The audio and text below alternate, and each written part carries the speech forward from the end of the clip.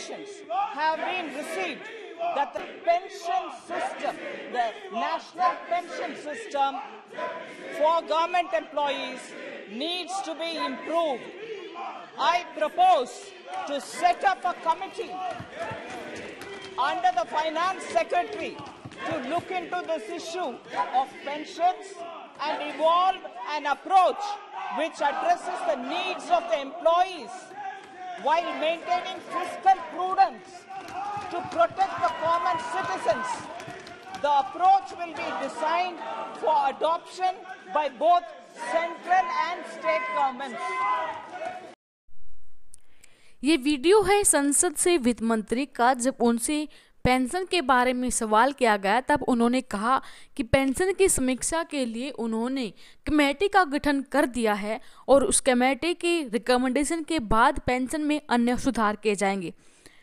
आज जो हम आपके लिए अपडेट लेके आए हैं वो राज्यसभा में वित्त मंत्री से एक बार फिर पूछा गया, क्या सरकार ने कर्मचारियों की सेवानिवृत्ति से पहले उनके आखिरी वेतन की 40 से 50 यानी 40 से 45% रकम पेंशन के तौर पर देने पर अपना विचार कर लिया है।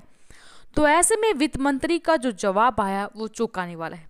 नमस्कार दोस्तों, एक बार फिर से स्वागत करते हैं आप सभी का हमारे यूट्यूब चैनल पर। दोस्तों, अक्सर आपने देखा होगा कि हमारे कर्मचारी पेंशन धारक अपनी मांगों को लेकर सदन में मुद्दे उठाते रहे हैं, लोकसभा राज्यसभा के सांसदों के दर तक जाते रहे हैं और कई मान्यों के द्वारा हमारे मुद्दों को पुरजोर तरीके से उठाया भी गया है। और उसका असर ये है कि वित्त मंत्री ने पिछली बार घोषणा की थी कि उन्होंने इसके लिए कमेटी का गठन किया है, लेकिन अब एक बार फिर से राज्यसभा में वित्त मंत्री से पूछा गया, क्या केंद्र सरकार अपने कर्मचारियों की सेवानिवृत्ति से पहले उनके आखिरी वेतन की 40 से 45% रकम पेंशन के तौर पर देने पर विचार कर रही है? तो वित्त राज्य मंत्री पंकज चौधरी ने इसका जवाब दिया।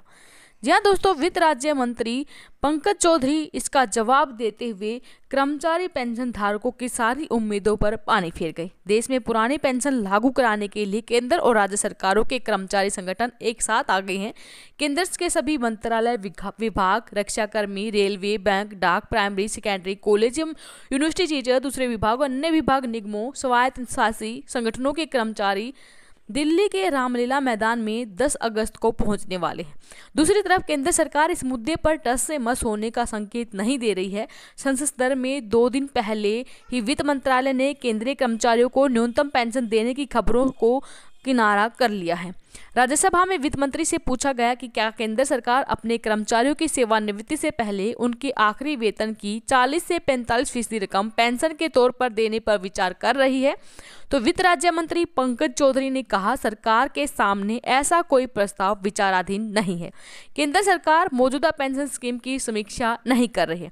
अब सवाल ये खड़ा होता है कि क्या सरकार पुरानी पेंशन पर सियासत में जोखिम उठा रही है? क्योंकि कर्मचारी संगठनों ने 2 टूक शब्दों में कहा कि वो संसद में दिए गए जवाब के बावजूद ओपीएस की मांग से पीछे हटने वाले नहीं हैं। ओपीएस के लिए गठित national joint council of action NJCA की संचालन समिति के राष्ट्रीय संयोजक एवं स्टाफ साइड की राष्ट्रीय परिषद जेसीएम के सचिव शिव गोपाल मिश्रा ने कहा, केंद्र सरकार संसद में ये बात कह रही है कि ओपीएस लागू नहीं होगी। इसमें चिंता की कोई बात नहीं है। सरकार ये कर रही है कि कर्मचारियों के आखिरी वेतन की 40 से 45% रकम पेंशन के तौर पर देने पर विचार नहीं है।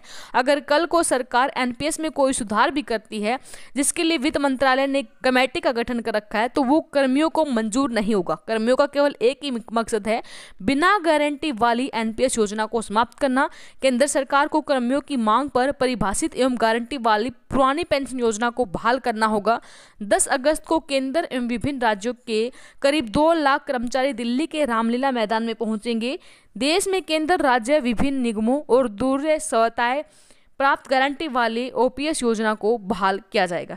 तो अब कर्मचारियों ने ठान ली है कि वो ओपीएस की मांग से पीछे नहीं हटने वाले हैं और ओपीएस के सिवाय उनको एनपीएस में कोई सुधार मंजूर नहीं है। जैसे सरकार को मंजूर नहीं है ओपीएस दोबारा बहाल करना, वैसे कर्मचारियों पेंशन धारकों को एनपीएस मंजूर नहीं है।